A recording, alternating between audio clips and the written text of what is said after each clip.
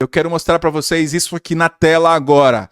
Cresce expectativa de aliados para prisão domiciliar de Bolsonaro. Então nós vamos falar agora sobre Bolsonaro, prisão e bastidores do poder. Enquanto isso, vemos então aí na mídia dizendo que Tarcísio cancelou a sua visita a Bolsonaro. E isso está aqui.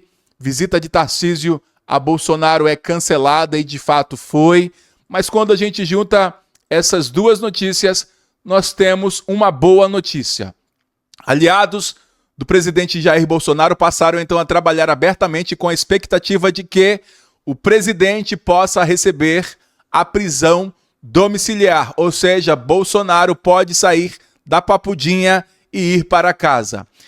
A transferência para instalações da Papuda, avaliações médicas e movimentações nos bastidores do STF alimentaram essa leitura. E nos corredores de Brasília, segundo Igor Gadelha, aqui do Metrópolis, o argumento é político e jurídico, porque outros ex-presidentes, como Collor, receberam prisão domiciliar e negar isso a Bolsonaro poderia gerar questionamentos de coerência institucional. Curiosamente, meus amigos, até setores do governo Lula nos bastidores admitem que essa possibilidade existe e nós falamos a respeito disso no dia de ontem em um vídeo aqui neste canal. Enquanto isso, a base bolsonarista se reorganiza, fala em perseguição e usa o episódio como combustível político. Bolsonaro, mesmo preso, continua sendo então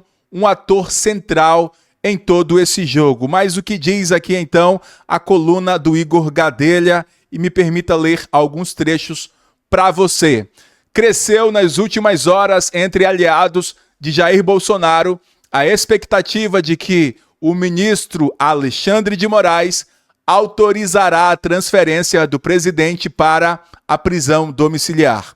A aposta tem sido feita por integrantes do clã Bolsonaro, acho legal essa palavra, o clã, e até do entorno do governador de São Paulo, Tarcísio de Freitas, que vem articulando pessoalmente junto ao STF o benefício ao ex-presidente. E aqui temos então imagens de Bolsonaro.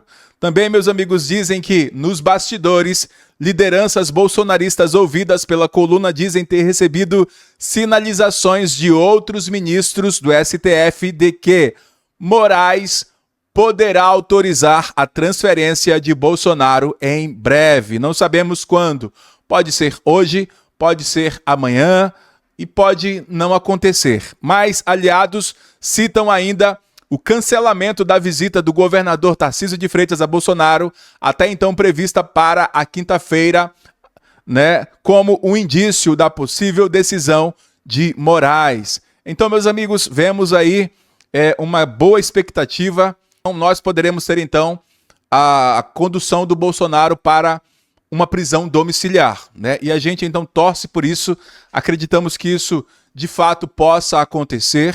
É claro que em Brasília, todo dia é um dia diferente, mas não custa nada termos esperança e assim Bolsonaro poderá ficar em casa, perto da sua família, num lugar mais adequado e muito mais confortável. Mas uma outra notícia muito boa que está agitando os corredores de Brasília, meus amigos, é que Flávio Bolsonaro diminui a diferença para Lula, indica pesquisa. E isso aqui é uma grande notícia, é uma boa notícia, porque Flávio encosta em Lula. E aqui entra então o dado que muda esse cenário eleitoral. Uma nova pesquisa mostra então que Flávio Bolsonaro reduziu significativamente a diferença para Lula em um eventual segundo turno. Isso já é vitória?